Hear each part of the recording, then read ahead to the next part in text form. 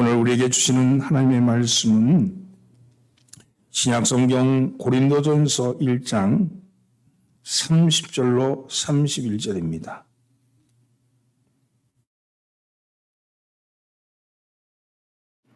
한 목소리로 봉독합니다. 너희는 하나님으로부터 나서 그리스도 예수 안에 있고 예수는 하나님으로부터 나와서 우리에게 지혜와 의로움과 거룩함과 구원함이 되셨으니 기록된 바 자랑하는 자는 주 안에서 자랑하라 함과 같게 하려 함이라. 아멘. 할렐루야. 오늘도 예배에 참여하신 여러분들 주의 이름으로 환영합니다. 옆에 있는 사람 인사 나누시죠. 잘 나오셨습니다. 앞뒤로 인사하면서 은혜 받읍시다. 이제 가을로 접어드는 그런 날씨입니다. 하늘은 맑고 낮은 아주 뜨겁고 벼가 잘 익게끔 뜨겁고 또 아침 저녁으로는 날씨가 서늘해서 몸의 기후 변화를 급격하게 느끼는 그런 날들입니다. 여러분 이럴 때일수록 환절기에 주의하시고 조심하시기 바랍니다. 오늘은 자랑하라 하는 말씀을 가지고 은혜를 나눠보고자 합니다. 제가 몇 번 예화로 드렸던 말씀 중에 연세대 교수 중에 마강수 교수라는 분이 있어요. 돌아가셨는데 이분의 꽁트집에 나오는 개미라는 제목의 이야기입니다. 어느 날 한 남자가 있었는데 아주 유명해지고 싶었어요. 세상에 내가 참 유명해지고 싶은데 뭐 별다른 재주가 있는 것도 아니고 그래서 유명해지는 방법이 어떤 것이 있을까 그렇게 고민하다가 뒹굴뒹굴 그 하숙바에서 뒹굴다 보니까 개미가 있는 거예요. 그래서 개미를 길들여보자. 이렇게 생각을 했습니다. 그래서 개미에게 춤을 추게 하는 방법을 가르쳐서 이 개미를 가지고 자기가 유명해지고 싶었습니다. 이 남자는 이 훈련에 너무 집착한 나머지 처음엔 장난으로 시작했지만 집중한 나머지 7년 동안이나 여러 개미들을 바꿔가면서 훈련을 시켰어요. 그래서 고생 끝에 7년간 고생한 때 마침내 개미를 춤추게 하는데 성공을 했습니다. 남자는 이제 이 사실을 알려서 유명해지기 위해서 방송국 기자를 만나기로 약속을 정했습니다. 그래서 신문사를 가기 위해서 가던 중에 시간이 좀 남은 관계로 점심을 먹고 가야겠다. 그래서 생각하고 식당에 들어갔어요. 식당에 가서 음식을 시켜놓고 기다리다가 기자를 만나기 전에 내가 하고 있는 이 일에 대한 시민들의 반응을 좀 봐야겠다 그런 생각이 들었습니다. 그래서는 성냥갑 안에 넣어둔 개미를 꺼내놓고 주문원 종업원을 불렀습니다. 종업원을 불렀어요. 종업원을 불러서는 이렇게 말합니다. 여보시오, 이 개미 좀 보시오. 이렇게 얘기하니까 종업원이 개미를 보고 깜짝 놀라면서 아유 아저씨 미안해요. 그러면서 손바닥으로 개미를 싹 문질러 죽여버렸습니다. 종업원은 식탁 위에 개미가 올라온 줄 알고 그걸 알고 너무 미안해서 얼른 치워버린 거죠. 7년간 공들였던 것이 순식간에 날아가 버렸습니다. 자랑하는 거. 뭔가 자랑하고 싶었는데 그 자랑한 것이 그 사람에게는 아무런 자랑거리가 아니고 오히려 웬 이런 개미가 올라왔을까 하는 그런 걸로 바뀐 거죠. 자랑하는 건요, 인간의 본성입니다. 누구에게나 자랑거리가 하나씩은 있게 마련입니다. 어떤 사람은 돈을, 어떤 사람은 명예를, 어떤 사람은 가문을, 물론 그런 것도 없는 사람은 또 인생의 경험을 자랑하기도 하고 또 손주를 자랑하기도 하고 또 내가 아는 친구를 자랑하기도 하고 하여간 뭔가 자랑하고 싶은 것이 있는 것, 그것이 인간입니다. 그런데 그 자랑도 죽음 앞에 쓰면은 불에 탄 종이에 쓰인 글씨같이 그래서 아무 소용이 없는 거죠. 춤추는 개미는 그 남자에게는 대단한 업적이고 자랑이었는지 모르지만 종업원에게는 식탁에 올라온 벌레 한 마리에 불과했던 겁니다. 우리가 하는 자랑거리라는 것이 자랑하기에는 자신에게는 대단하고 특별한 일인지 모르지만 다른 사람에게는 의미 없는 그런 소리에 불과할 때가 있다는 거죠. 내가 아무리 내 손주를 자랑한다 할지라도 듣는 사람이 무슨 의미가 있어요? 그 손주가 자기에게. 그러니까 그건 자기 자랑에 불과한 겁니다. 야고보서 4장 16절에 보면 우리가 허탄한 자랑을 자랑하니 이러한 자랑은 다 하는 것이라, 이런 말씀이 있어요. 죽음 앞에서 모든 것이 헛된 것이 되기 때문입니다. 그러면 무엇을 자랑해야 하는가? 자랑하라 그랬는데, 오늘 여기 사도 바울은 예수님을 만나기 전에는 자신이 이스라엘의 족속이요 베냐민의 지파요 히브리인 중에 히브리인이요 율법으로는 바리새인인 것을 자랑했습니다. 그러나 바울은 예수님을 만난 뒤에는 십자가에 못 박혀 돌아가신 예수 그리스도만을 자랑하겠노라고 그렇게 고백합니다. 바울은 예전에 자기의 자랑거리로 삼았던 모든 것을 똥으로 여긴다고, 썰물로 여긴다고 그렇게 고백합니다. 그렇게 함으로써 바울은 예수 그리스도를 얻기를 간절히 소원했습니다. 예수 그리스도만이 능력이요, 예수 그리스도만이 나의 힘의 원천이 되기 때문입니다. 사랑하는 성도들은, 여러분의 자랑은 무엇입니까? 여러분은 무엇을 자랑하고 있습니까? 우리가 다른 사람에게 자랑할 거리가 있다면 무엇일까요? 오늘 본문 31절 말씀은 이렇게 얘기합니다. 함께 봉독합니다. 기록된 바 자랑하는 자는 주 안에서 자랑하라 함과 같게 하려 함이라. 자랑하는 자는 주 안에서 자랑하라. 주 안에서 자랑하라. 이렇게 말씀합니다. 그러면 주 안에 있는 무엇을 자랑합니까? 주 안에서 자랑하는데 주 안에 있는 무엇을 자랑합니까? 그것이 바로 30절 말씀입니다. 함께 봉독합니다. 너희는 하나님께로부터 나서 그리스도 안에 있고 예수는 하나님께로 나와서 우리에게 지혜와 의로움과 거룩함과 구속함이 되셨으니 너희는 하나님께로부터 나서 그리스도 예수 안에 있고, 그리스도 예수 안에 있는 걸 자랑하는 거죠. 그리스도 예수 안에 있는 걸 자랑하는 거예요. 그런데 그 예수 안에 있는 그것은 무엇이냐면 바로 우리에게 그분은 지혜와 의로움과 거룩함과 구속함이 되셨다. 우리가 자랑할 것이 있다면 이 네 가지를 자랑하라고 얘기합니다. 예수 안에 있는 것을 자랑하고, 예수가 안에 있는 것이 뭐냐 이렇게 얘기할 때 그것은 먼저 지혜와 의로움과 거룩함과 구속함이라고 말씀하는 거죠. 하나씩 말씀을 풀어가면 첫째, 지혜를 자랑해야 한다. 우리가 자랑할 것이 있다면 예수 안에 지혜가 있다는 거예요. 지혜란 게 뭡니까? 아는 거죠. 무엇을 아는 걸까요? 그것은 진리라는 겁니다. 진리. 성경에서 진리는 예수 그리스도입니다. 예수 그리스도는 우리에게 진리가 되시는 거예요. 진리를 안다는 것이 예수를 아는 거죠. 예수 그리스도를 알므로써 우리의 운명을 알고 우리의 삶의 목적을 알며 우리가 왜 살아가는지, 무엇을 위해 사는지, 이렇게 사는 것의 결과가 어떤 것인지를 그분을 통해서, 그분의 말씀을 통해서 알 수 있다는 거예요. 반면에 지혜가 없다는 게 뭡니까? 무지입니다. 무지. 무지라는 것은 진리를 알지 못하는 거죠. 무지라는 것은 자신의 모습을 알지 못하는 겁니다. 우리도 하나님 밖에 있을 때는 무지했습니다. 왜 우리가 이 세상에 왔으며 왜 우리가 이 세상을 살아가야 하는지를 알지 못했습니다. 이 삶의 결과가 어떠한 것인지도 알지 못했습니다. 어디서 와서 어디로 가는지를 알지 못했습니다.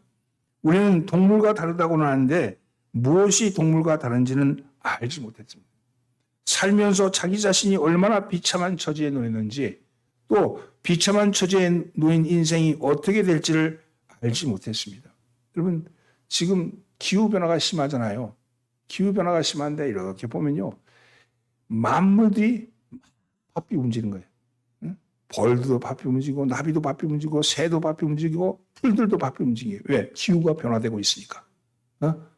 기후변화에 적응하기 위해서 움직이고 있는데, 오직 이 똑똑하다는 인간들만이 그 기후변화의 둔감에 있다는 거예요. 무지한 거예요, 무지한 거. 세상에 있는 만물들은 지혜로운데 우리는 무지한 거죠. 무지한 인간들은 자기만이 살겠다고 날마다 전쟁터에 나가 싸웁니다. 더 많이 먹겠다고, 더 편해지겠다고, 더 큰 향락을 얻는가, 더 날씬해지기 위해서, 더 건강해지기 위해서 이렇게 열심히 나가 싸웁니다. 어떻게 하면 다른 사람을 지배하고 어떻게 하면 자신의 정신적인 쾌락을, 만족을 얻을까를 골몰합니다. 그러다가 결국은 몸부림치다가 죽어가는 거죠. 그렇게 건강하게 살다가 그랬던 사람은 병들어서 몸이 말라 비틀어져 가고, 그렇게 똑똑하겠다고 생각했던 사람들은 치매에 걸려서 생각했던 모든 걸 잃어버리고 그렇게 살아가는 거죠. 이러한 것은 인생에 대한 무지의 결과물일 뿐입니다. 이러한 인생의 모습이 언제 죽을지 모르면서도 아침에 나온 사료를 놓고 코를 디밀고 싸우고 있는 도살장 우리에 갇힌 돼지와 무엇이 다를 바가 있겠습니까? 죽음이 문 앞에 와서 문을 두드리는데도 질판한 향락에 미쳐서 개걸스럽게 살아가는 존재가 바로 생명이 없는 무지한 그리스도인의 모습인 거죠. 이것은 무지 때문입니다. 무지가 곧 죽음입니다. 모르면 죽는 거예요. 내가 어떤 사실에 대해서 모른다는 것은 곧 그 사실에 대해서 죽은 것과 같은 것이죠. 그런데 이 무지는 어디에서 왔습니까? 성경은요, 첫사람 아담의 선택에서 왔다고 말씀합니다. 첫사람 아담은 기회와 무지 사이에서 무지를 택했습니다. 그것이 하나님같이 되는 길이라고 여겼기 때문입니다. 왜냐하면 그곳에는 생명나무가 있었고 선악과가 있었는데, 선악과는 무지예요. 죽음이에요. 죽음. 내가 똑똑해지겠다고 그 선악과를 택했는데 그 결과는 그것을 먹으면 정령 죽으리라 그랬는데 그걸 먹었잖아요. 생명나무는 먹지 않았잖아요. 생명나무는 예수 그리스도를 상징합니다. 예수 그리스도는 생명나무 열매예요. 그건 생명의 열매였고, 선악과는 죽음의 열매, 무지의 결과의 열매입니다. 에덴 동산의 두 나무 중에 판단하는 열매, 선악을 알게 하는 열매를 먹음으로써 죽음을 택한 겁니다. 생명이 없는 판단을 택한 거죠. 생명이 없는 선악의 판단은 죽음을 가져옵니다. 그 판단은 너와 나를 죽일 뿐만 아니라 우리 모두를 죽이게 합니다. 선악과를 택함으로, 선악을 택함으로써 우리에게 죽음이 온 거예요. 내가 하나를 택하면 하나를 버려야 되는 거예요. 그러니까 내가 택한 것이 맞다 그러면 다른 건 틀렸다고 하는 거 아니에요? 틀렸다는 것은 곧 그것은 내가 판단한 건데 저 사람이 볼 때는 저 사람은 또 다르게 택하잖아요. 그러니까 서로 간에 서로의 판단이 맞지 않을 때가 있는 거죠. 우리의 인간의 판단은 자기뿐만 아니라 다른 사람을 판단함으로써 서로를 죽이고 있는 겁니다. 그래서 우리는 무지 속에서 죽음을 맞이할 수밖에 없는 운명이 처해져 있는 것이죠. 그런데 오늘 우리에게 생명을 택하라는 초청이 오신 겁니다. 너희는 생명을 택하라고. 나는 길이요 진리요 생명이니 나로 말미암지 않고는 아버지께 올 자가 없느니라. 이렇게 말씀합니다. 그래서 수고하고 무거운 짐, 무지의 짐을 지닌 자들은 다 내게로 오라고 초청하고 계시는 겁니다. 죽음의 짐을 지고 가고 있는 우리를 향해서 그분이 우리를 오라고 말씀하는 거죠. 그 초청장을 들고 그분의 집으로 가는 삶, 그것이 바로 우리들입니다. 우리는 초청장을 받은 사람이고 그 초청장을 믿고 그 집을 향해 나가는 사람입니다. 이것이 우리의 자랑이에요. 이게 우리의 자랑이에요. 우리는 초청장을 받은 사람들입니다. 따라서 우리가 자랑할 지혜는 무엇이냐? 그것은 생명이 있다는 거예요. 생명. 잠언 3장 18절, 지혜는 그 얻는 자에게 생명나무라. 지혜를 얻는 자는 복되도다. 생명나무가 여기 나오잖아요. 지혜를 얻는 자에게 생명나무다. 지혜를 얻는 자는 복되도다. 에덴에서 선악을 알게 하는 나무를 선택함으로 포기했던 바로 그 생명나무를 우리 주 예수 그리스도를 통해서 알게 하신 겁니다. 지혜는 진리죠. 진리를 택하는 우리는 진리이신 그분을 향해 나가는 겁니다. 잠언 11장 30절, 의인의 열매는 생명나무라. 지혜로운 자는 사람을 얻느니라 그랬습니다. 우리는 바로 생명나무를 가진 사람들이죠. 생명나무, 생명을 택한 사람들입니다. 그러나 우리는 예수 그리스도를 통해서 죽음의 원인과 죽음의 과정과 죽음의 결과를 알지 못하는 무지로부터 해방되어서 생명문을 향해서 들어가고 그 생명나무를 해서 지혜를 얻게 될 것입니다. 오늘 사랑하는 성도 여러분, 여러분이 무엇을 자랑할 수 있느냐? 여러분 진리에 속한 사람들, 우리는 생명에 속한 사람들, 그분이 우리의 구주시라는 것을 자랑하고 그분이 우리와 함께 한다는 것을 자랑하고 그분으로 인해서 우리의 삶이 새로워진다는 것을 자랑하신 여러분 되기를 바랍니다. 오늘 여러분 살아가면서 여러분의 예수가 나의 지혜가 되기를, 예수가 나의 생명이 되기를 예수님으로 축원합니다. 두 번째는요, 의로움을 자랑하라 그랬어요. 너희는 하나님께로부터 나서 그리스도 예수 안에 있고 예수는 하나님께로서 나와서 우리에게 지혜와 두 번째 의로움이 되셨다. 이렇게 말합니다. 의로움이 되셨다는 게 뭐냐? 의로움을 된다는 건요, 의라는 것은 하나님의 속성입니다. 근데 그리고 이 하나님의 속성인 의에 따른 의로움이 칭의를 의미합니다. 칭의. 칭의는 이 관계예요, 관계. 응? 나를 의롭게 칭하신 거 아니에요? 나를 의롭게 칭했다는 건 하나님께서 나를 의롭게 칭했다는 것은 하나님과의 관계가 바르게 되었다는 것을 의미합니다. 여러분, 우리가 말하는 의로움의 반대는 하나님을 배반하고 하나님에게 죄를 범한 죄책입니다. 죄책. 죄를 범한 사람은 죄책이 있잖아요. 죄책인데 이 죄책은요, 죄를 범함으로써 일어난 두려움입니다. 실패의 흔적은요, 바로 트라우마라고 그러잖아요. 근데 이 트라우마가 우리에게 있는 거예요. 죄에 대한 트라우마. 따라서 공수래 공수거란 말이 있죠. 빈손으로 왔다가 빈손으로 간다. 이런 말이 있듯이 무슨 일을 하여도 그 결과가 무라는 거예요. 무. 아무것도 없다는 거예요. 그래서 삶의 무가치 그리고 삶의 불안이 우리들 속에 담겨져 있는 거예요. 우리 속에 뭐가 있냐면 죄책이 있는 거예요. 그 죄책이 우리를 두렵게 하고 우리를 허무하게 하고 우리의 삶을 불안케 하는 그런 거죠. 이 죄책의 현상은요, 죽음의 그림자입니다. 죄의 결과가 죽음이잖아요. 근데 죽음의 그림자가 죄책인 거예요. 그래서 우리 안에 허무한 게 늘 깔려 있는 거예요. 뭐 이렇게 해서 뭐 되겠어. 뭐 이런 거 있잖아요. 늘 비관적인 거. 뭔가 잘 되는 일이 있다가도 나쁜 일이 또 생길지 모른다는 불안감이 우리 속에 늘 공존해 있는 거죠. 그래서 이런 것이 삶이 점점 자라가는데 이것이 처음에 어린아이 때는 그것이 작았다가 어른이 되면서 이게 커져가는 거예요. 죄책은 점점 커져가고 마침내 나이가 들면 들수록 희망이 없는 거예요. 새로운 비전이 없는 거예요. 점점 나이가 들면서 노쇠해 가면서 점점 희망은 꺼져가고 절망이 우리를 지배하게 되는 거죠. 그리고 마침내 희망에 대해서 생명에 대해서는 무감각해버립니다. 그래서 사도 바울은 로마서 7장 24절 말씀에서 오라 나는 곤고한 사람이로다. 이 사망의 몸에서 누가 나를 건져내랴. 자기 스스로 볼 때 곤고한 몸인 것을 알았다는 거 아닙니까? 그런데 예수 그리스도께서는 하나님께로부터 나와서 우리에게 의로움이 되셨다는 거예요.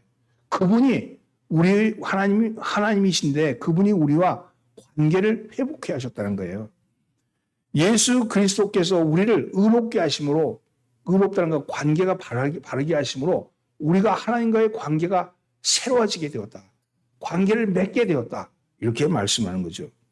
따라서 우리는 죄로 말미암아 마땅히 받을 형벌, 죄책을 면제받았다는 거예요. 로마서 8장 1절 말씀을 보면 이제 예수 안에 있는 자에게는 정죄함이 없도다. 정죄함이 없다는 거예요. 예수 안에 있는 사람은 죄책을 버렸다는 거예요. 죄책을 끝냈다는 거예요. 그전에는 하나님과의 관계가 끊어졌기 때문에 늘 소원했던 관계였는데 그분이 나를 찾아오셔서 나를 친구 삼으시고 나를 자녀 삼으시고 나를 당신의 백성 삼아주셨다는 거예요. 그래서 관계가 회복되었다는 겁니다.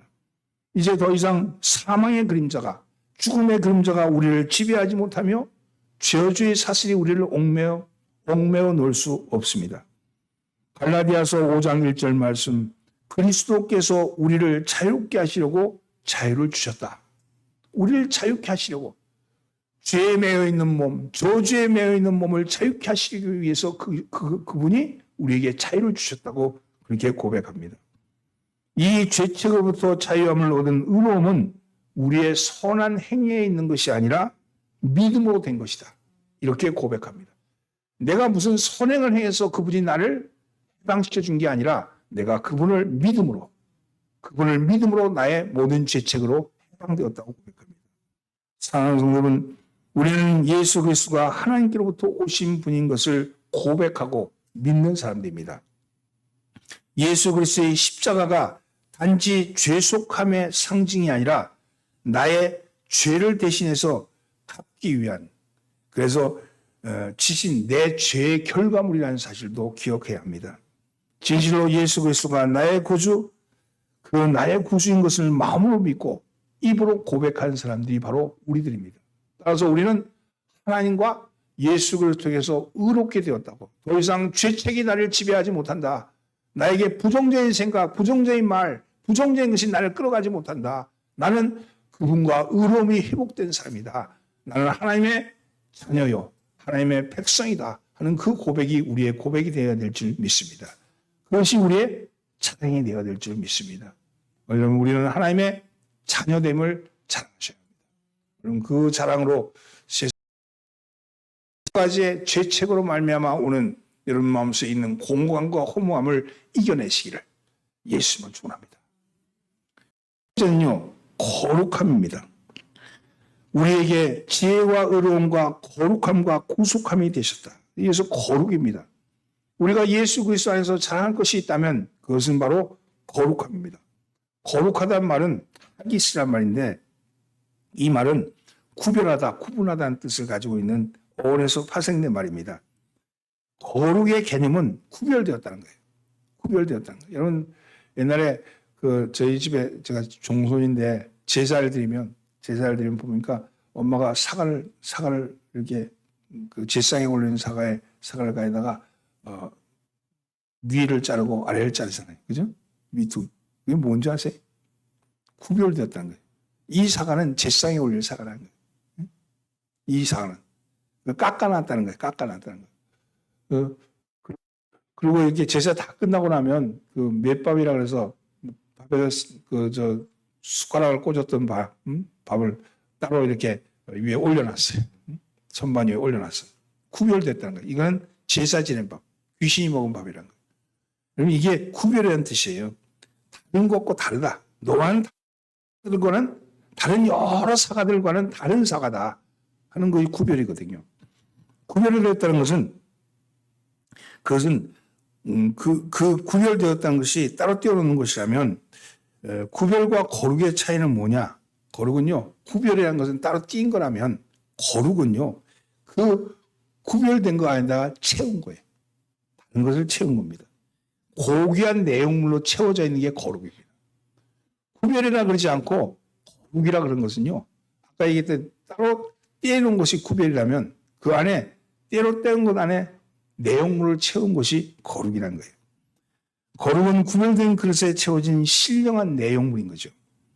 기독교인이라고 세상 사람들로부터 소리를 듣는 것이 구별이라면, 그 구별된 빈 그릇 속에 거룩하고 고귀한 신령한 내용물로 채워질 때 비로소 거룩이 되는 거예요. 우리는 세상 사람들과는 예수 믿는다는 것으로 구별됐잖아요. 그런데 성도가 된다는 것은요, 그런 구별된 것 안에 뭔가 신령한 것이 채워져 있어야 된다는 거죠. 그래서 레위기 20장 26절 말씀엔 이렇게 말씀합니다. 너희는 내게 거룩할지어다.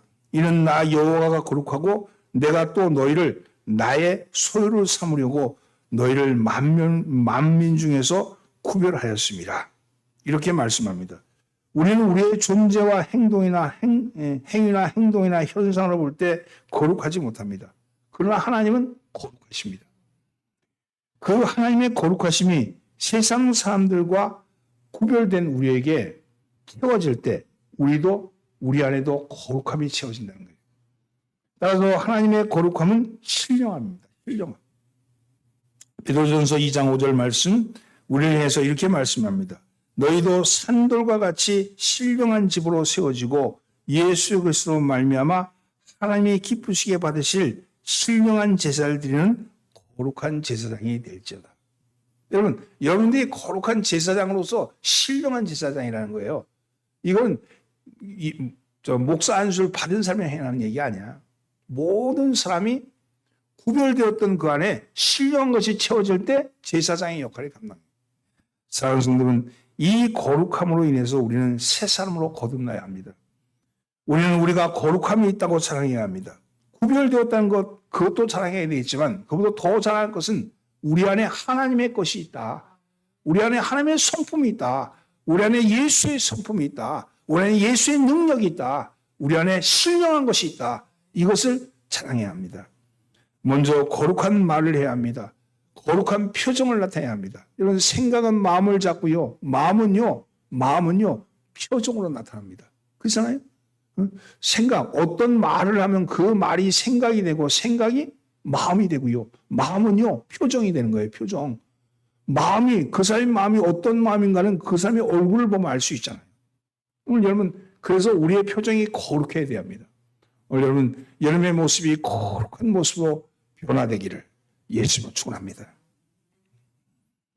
네 번째는요, 구속함을 자랑해야 합니다. 예수 구속함이라는 것은 어디 이렇게 수갑 차고 들어가는 구속이 아니고, 구속이 아니고 구원하여서 우리의 죄가 속해졌다는 거예요. 우리가 살아가는 것이 있다면 구속함입니다. 죄의 서글픈 결과들로부터 우리가 그 죄의 서글픈 결과들과 효과들로부터 우리가 완전히 노임받은 상태. 그 상태가 구속함입니다. 즉 구원을 받았다는 걸 표현하면 그런 거죠. 가장 경건한 사람들 안에서도 헛된 생각들이 여러 날 먹구름이 떼지어 일어나는 것처럼 일어나고 평소에 신앙생활을 잘해왔다고 생각하는 사람들 속에도 지독한 무감각과 불신앙이 고개를 쳐듭니다. 그것들은 때로 영혼을 압제하기도 하고 때로는 삶의 모든 위로를 씁쓸하게 만들기도 합니다. 또 살아가면서 얼마나 많은 질병과 고통이 우리의 신체를 괴롭히는지요. 수많은 질병과 고통이 그들이 죽어 무덤에 들어가는 순간까지 날마다 우리를 쇠퇴시킵니다. 그리스도로 인해서 신령한 은혜를 받은 적이 한 번도 받은 적이 없는 다른 사람들에게 신체에서 일어난 일들과 우리 건강한 삶의 신체에서도 동일한 일들이 일어나고 있습니다. 지혜가 있다고 해서, 의롭다고 인정받았다고 해서, 거룩하게 산다고 해서 육체적인 죽음으로부터 면제받는 일은 아닙니다. 지혜 있는 사람도, 의롭다고 인정받는 사람도, 거룩하게 사는 사람도 질병은 찾아오고 때로 우울증이 나타나고 때로 고독함과 불안감이 새벽 안개처럼 나타납니다. 그런데 이것들로부터 건짐을 받는 것이 구속함입니다. 이 모든 걸로. 여러분도 눈치채셨겠지만 지혜와 의로움과 거룩함과 구속함, 이것은 신앙의 단계를 말합니다. 처음에는 지혜로움, 지혜가 우리에게, 그다음에 의로움, 그리고 거룩함, 그리고 구속함입니다.